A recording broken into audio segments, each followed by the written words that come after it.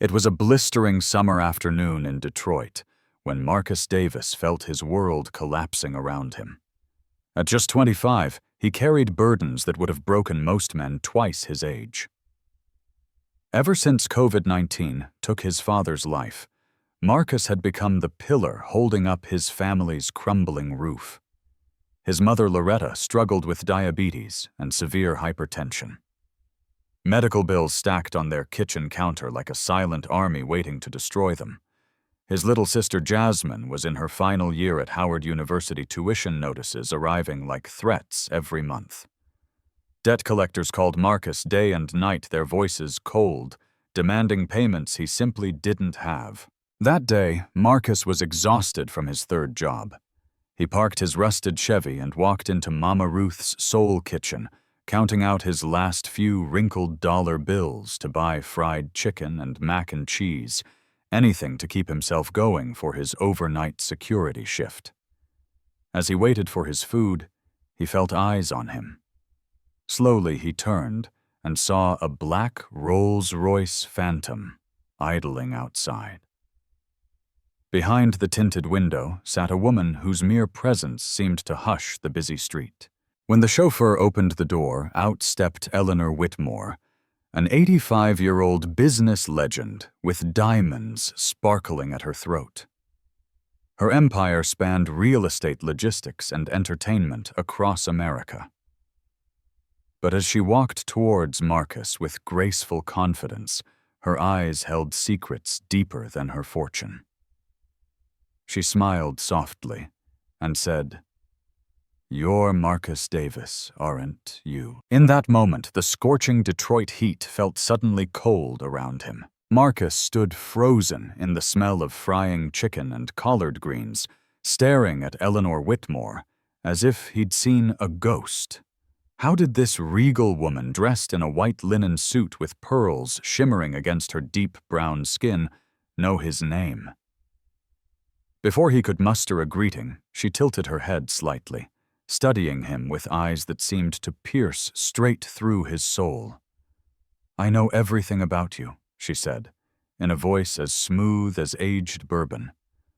"I know about your mother's failing health, her insulin doses, her hospital bills stacking higher than your rent. I know about Jasmine's tuition notices piling up, threatening to throw her out of Howard before graduation. And I know about the debt collectors who call you every hour of every day, demanding payment from a young man just trying to keep his family afloat." Marcus felt his knees weaken. The world around him blurred, the restaurant noise fading into silence. "Mom, who are you?" he whispered, his voice cracking from exhaustion and fear. Eleanor smiled, but there was sadness behind her gaze. "I am a woman who can change your destiny, Marcus. But it comes with one condition." She paused as her chauffeur discreetly stepped aside, giving them privacy in that crowded soul food restaurant. "You must marry me." Those words struck him like a hammer. For a moment, Marcus thought he'd misheard her. The rich aroma of fried chicken and buttered cornbread suddenly turned sour in his stomach. "Excuse me, marry you?" he stammered, his voice rising in disbelief. The entire room felt colder, despite the humming fryers and squeaking ceiling fans. "This isn't a joke, young man," Eleanor continued calmly, her southern accent curling around each word with quiet dignity. "If you agree to marry me, I will make sure your mother gets the best medical treatment in America. Your sister will graduate from Howard debt-free and walk straight into a prestigious job.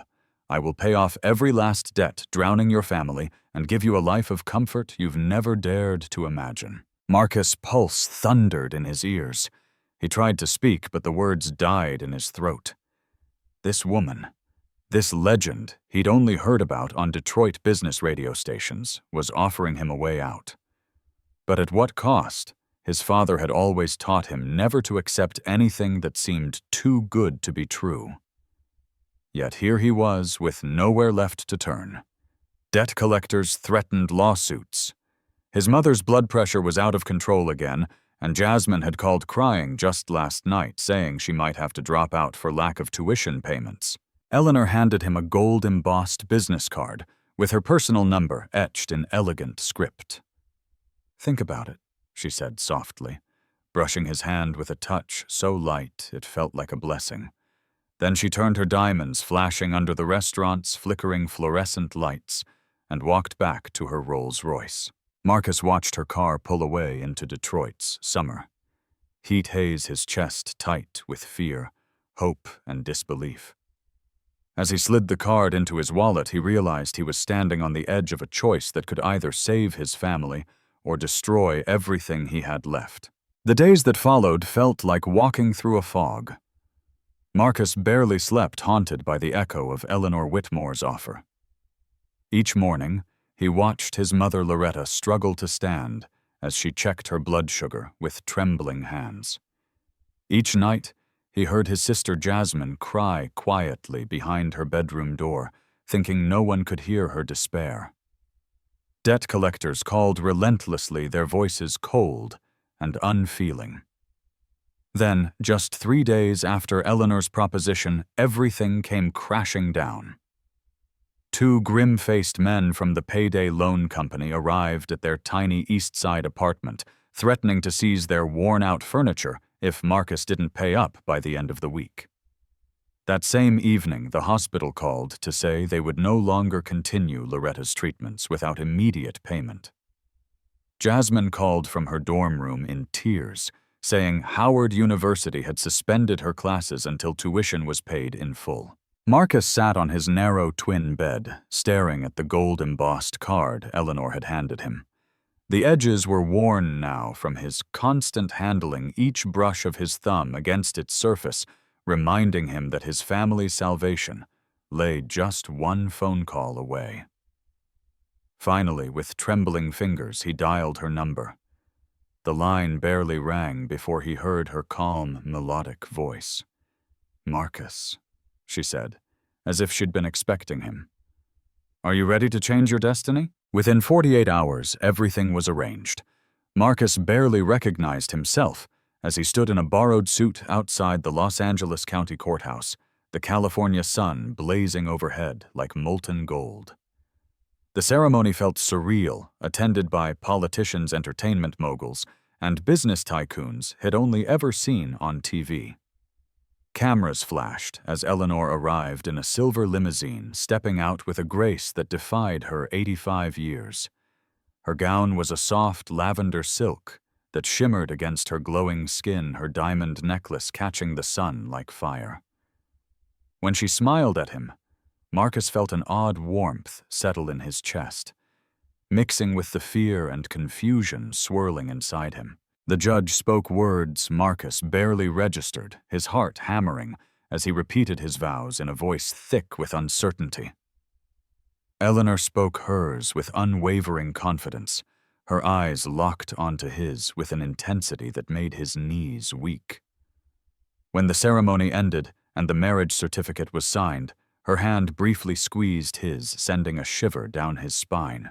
They left the courthouse in a convoy of luxury cars, the ride to Beverly Hills silent, but heavy with questions Marcus didn't yet dare to ask.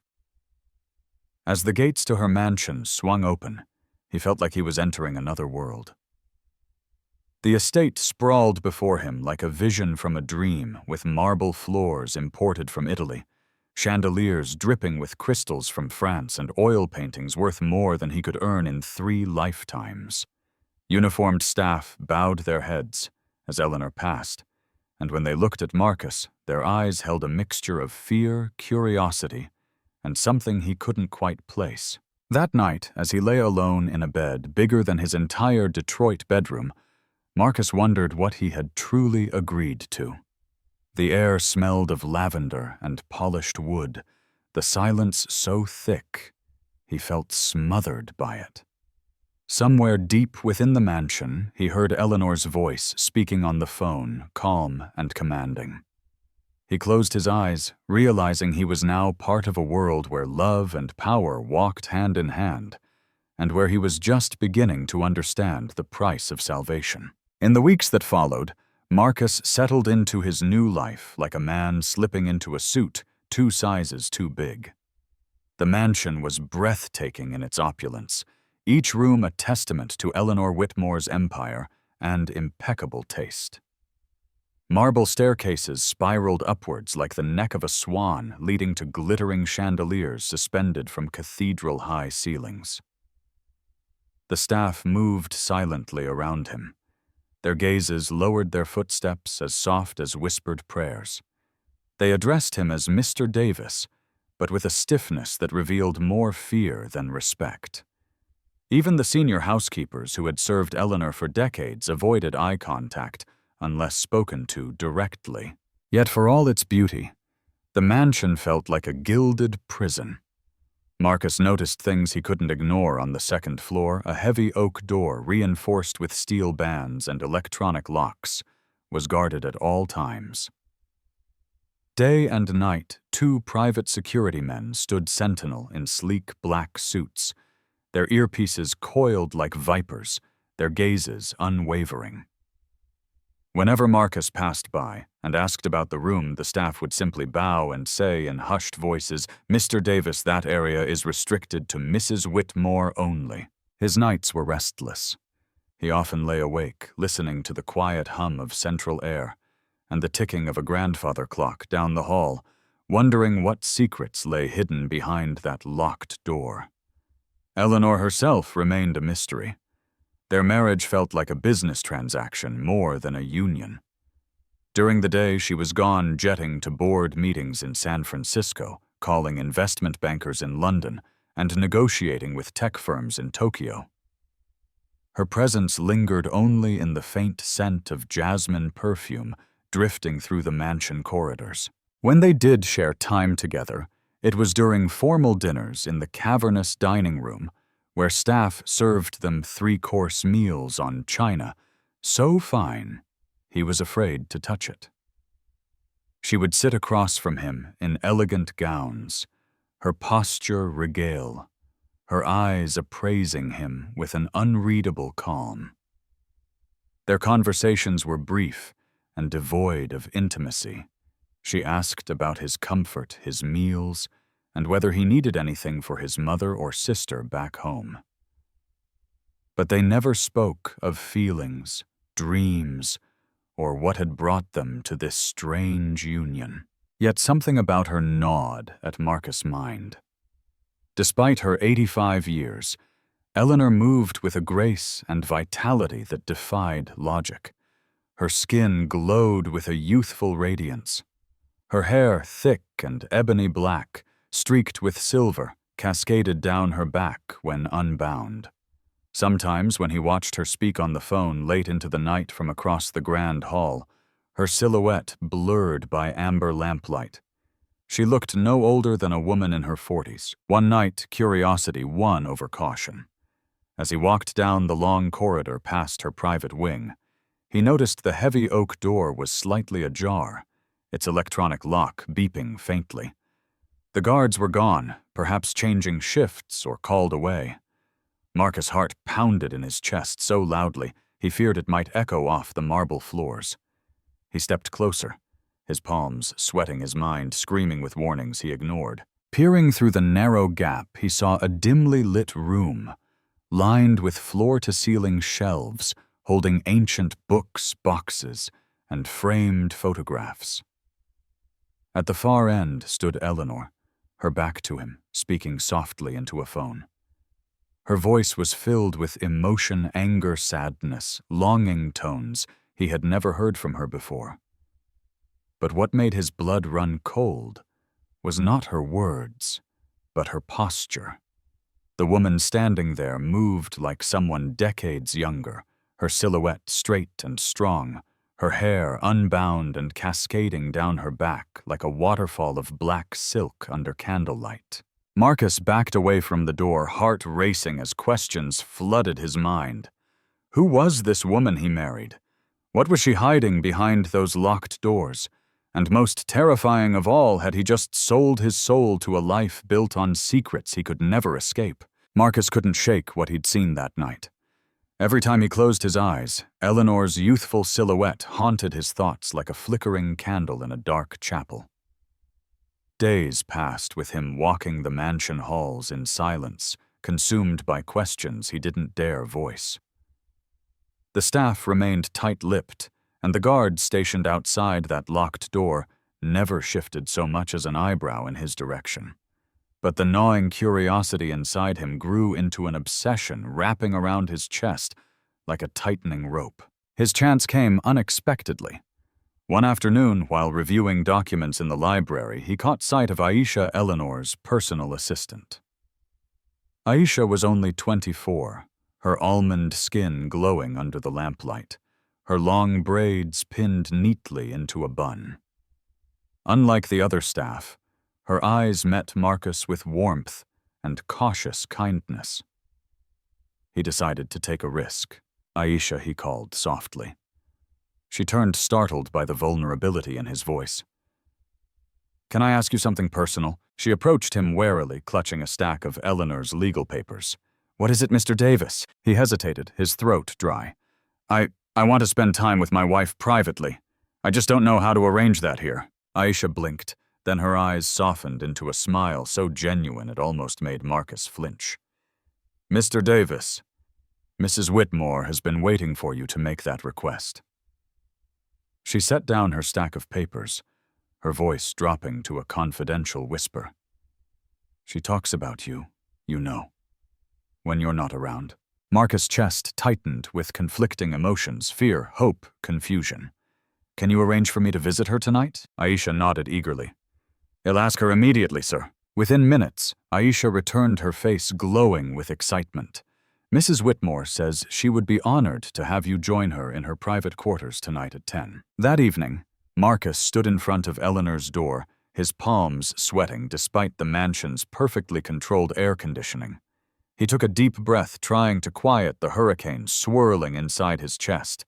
When he finally knocked, the door swung open almost instantly, and what he saw made his breath catch in his throat. Eleanor stood before him, wearing an elegant ivory silk robe that shimmered in the soft, golden glow of candlelight. Her hair cascaded over her shoulders in thick, dark waves, her skin glowing with a radiance that seemed untouched by time. Gone was the stoic business titan he saw each evening at dinner. Before him now stood a woman who looked no older than 45. Her eyes warm and bright, her movements fluid with a dancer's grace. "Marcus, my dear," she said, her voice so gentle it almost broke him. "I've been hoping for this moment since the day we married." She guided him into the room, which smelled of lavender jasmine and something mysterious he couldn't name. Soft jazz played from hidden speakers, the melody curling through the air like invisible silk. Flickering candles cast dancing shadows across shelves lined with books and artifacts from around the world. Marcus could only stare, his mind reeling. "Mrs. Whitmore," he whispered, almost afraid to speak. How is this possible? You look younger than me." Eleanor smiled at him, with a sadness that made her beauty even more arresting. She moved closer, her perfume wrapping around him in intoxicating waves. "Age is just a number, Marcus. When a woman loves deeply, truly, her soul becomes timeless." She took his hand in hers, her grip strong yet tender. "I didn't just make you heir to my wealth and properties," she said softly.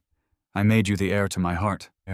For the first time since the day she approached him outside Mama Ruth's soul kitchen, Marcus felt the faint flicker of something he thought he had lost forever. Hope. Marcus sat down slowly on the velvet chaise near the flickering candlelight, feeling the old wood creak under his trembling frame. Eleanor moved with liquid grace, her silk robe whispering softly against the marble floor as she sat beside him, her dark eyes glowing with a depth of emotion that left him breathless. For a long moment, neither spoke. The only sounds were the soft jazz drifting through hidden speakers and the muffled hum of cicadas beyond the balcony doors. Then, in a voice filled with quiet vulnerability, she broke the silence. "Marcus," she began, her fingers curling around his hand with surprising strength. "I need you to know I didn't expect this. Any of it." He swallowed, searching her face for clues to the meaning behind her words. She smiled faintly, her gaze distant, as if sifting through decades of buried memories. When I married you, I told myself it was for practical reasons. You needed help, and I needed something only you could give me. Her words sent a chill down his spine. What do you mean? He asked softly, bracing for a confession that might shatter everything he believed about this woman who both terrified and fascinated him. She closed her eyes for a moment, inhaling the scented air as if to gather courage. Years ago, long before you were born, I loved a man with everything I had. Her voice cracked, and she paused, blinking back tears that sparkled under the candlelight. His name was Samuel Davis. He was your father. Marcus froze. The room seemed to tilt around him, and for a moment he couldn't hear the jazz or feel Eleanor's warm grip. He saw only flashes in his mind, his father's broad, comforting smile, the grave marker he had wept over during COVID lockdown funerals. My father. You knew him. Eleanor nodded, tears sliding silently down her ageless cheeks. I met him when I was 45, and he was 35. I had already built part of my empire by then, rising from a seamstress's daughter in Baton Rouge to owning hotels and transport companies. Samuel saw me as a woman, not a wallet. For 5 years he stood by me, helped me expand my businesses, held me when I cried over losing my first husband in Vietnam. I loved him, and I believed he loved me too. Her grip tightened around his trembling hands. When I proposed marriage to him, he humiliated me publicly. He said he could never marry someone so much older, that people would call him a gold digger. He left me standing alone in a conference ballroom filled with executives and board members broken. Marcus felt nausea rise in his throat. Is that why you married me? His voice cracked with betrayal and pain. To get back at him through me, Eleanor's eyes shimmered with sorrow as she cupped his face in her delicate, ageless hands. At first, yes, she whispered. I watched your family for years. I knew everything. When he died, I told myself if I couldn't have him, I'd have his bloodline. But Marcus, her voice broke completely now, as tears rolled freely down her cheeks. Your kindness, your dignity, the way you look at me without fear or disgust, it healed something in me I thought was dead forever. She took a ragged breath, her shoulders trembling. My revenge turned into something I never expected. Love. Real love. You are not your father. You are better. You are the man I always dreamed he could be. Marcus felt tears burn his eyes. He thought he would scream at her, run from the room, tear down the mansion brick by brick for the betrayal she confessed. But all he saw before him was a broken woman clutching his hands, as if her life depended on it, her shoulders shaking with decades of grief and lost dreams. Against his own pain, his heart stirred with a strange compassion. For in that moment he realized even the most powerful among us carry wounds the world never sees. For a long moment, Marcus couldn't speak. Eleanor sat before him, her face buried in her trembling hands, her shoulders quaking with silent sobs that seemed to echo through the cavernous, candlelit room. The jazz music continued its soft, haunting melody, but all Marcus heard was the thunder of his own pulse roaring in his ears. His father's betrayal, Eleanor's revenge, the twisted road that brought him here, it all tangled around his chest like barbed wire. And yet, as he looked at the woman before him, he didn't see a billionaire puppet master or a calculating queen pin. He saw a broken heart trying to survive. Slowly, he reached out, resting his calloused hand atop hers. Her skin felt impossibly soft, like warm satin under his rough palm. She flinched at his touch, as though expecting him to recoil in disgust or rage. Instead, he gently pried her fingers from her tear-streaked face. Their eyes met, and in hers he saw decades of loneliness, pain, and longing staring back at him. Eleanor, he whispered, his voice thick with emotion. I don't know if I can ever fully understand what you did, but I think I understand why you did it. Fresh tears welled in her eyes as her lips trembled. "Marcus, I used you. I used your desperation and your love for your family. I told myself I was punishing your father's memory, but in truth you've punished me with your kindness. You made me remember what love feels like." She choked out a sob, shaking her head in despair. "I don't deserve your forgiveness. I don't even deserve your pity." Marcus felt tears sliding down his cheeks. He thought about his mother Loretta battling diabetes and blood pressure alone. About Jasmine, who would soon graduate from Howard debt-free because of Eleanor's promise. He thought about his father, a man he loved deeply, but who in the end proved flawed like all men. And then he thought about Eleanor, this powerful matriarch who built empires from nothing but whose greatest dream was simply to be loved without judgment. "Maybe you don't deserve forgiveness," he said softly, his voice breaking with grief and compassion. "But maybe it's not about what you deserve. Maybe it's about what you need." She let out a ragged sob and leaned forward, resting her forehead against his chest. He wrapped his arms around her trembling shoulders, feeling her tears soak through his cotton shirt, feeling her frail but strong frame quake with decades of unspoken pain. In that moment, the lines between them blurred. They were no longer a billionaire widow and a desperate young man. They were just two souls battered by life's cruelty, trying to find their way back to hope. "I forgive you, Eleanor," he whispered into her silver-streaked hair. "Not because you earned it, but because holding on to hate will only destroy us both." Her sobs deepened, muffled against his chest. Outside, the California moon rose high above Beverly Hills, illuminating the sprawling estate with a quiet, ethereal glow. Inside, in a room lit only by flickering candles and the soft pulse of a jazz piano, a woman who believed herself unworthy of love clung to a man who gave it freely. And for the first time in her long, battle-worn life, Eleanor Whitmore let herself believe that forgiveness, both given and received, might just be the greatest legacy she could ever leave behind. From that night on, everything between Marcus and Eleanor changed.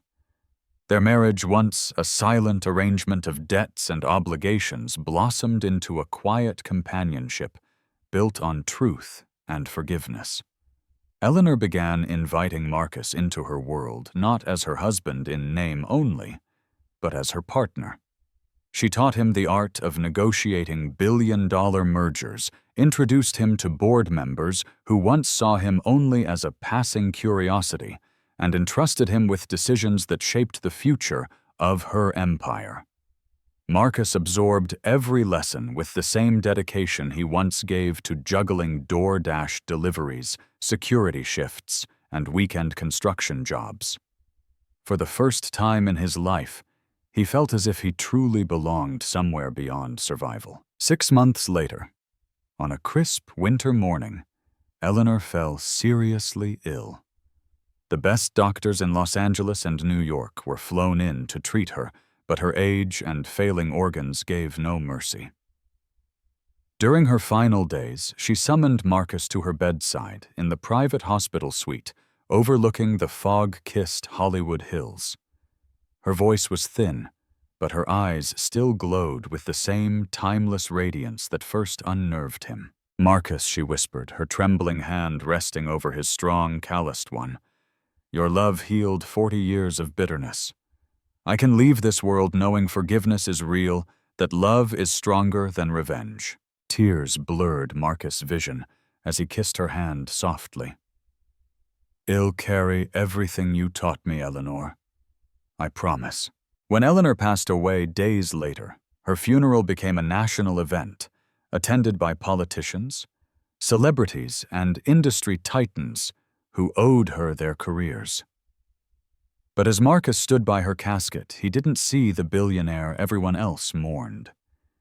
He saw the broken-hearted woman who finally found peace. In the months that followed, Marcus took the empire she built and transformed it into something even greater. He brought his mother to live with him in Beverly Hills, ensuring her health was managed by the best specialists. Jasmine graduated from Howard with honors and accepted a coveted job at a Fortune 500 firm. And as he settled into his role as CEO, Marcus focused on Eleanor's true legacy, using power and wealth to lift others out of darkness. Forgiveness does not erase the pain of betrayal, but it releases us from the prison of bitterness. True power lies not in holding on to revenge, but in healing ourselves and others through love. If this story touched your heart, please comment below with your thoughts on forgiveness and redemption. Subscribe to our channel for more powerful real-life stories that remind us of what truly matters. And don't forget to share this video with someone who needs hope today.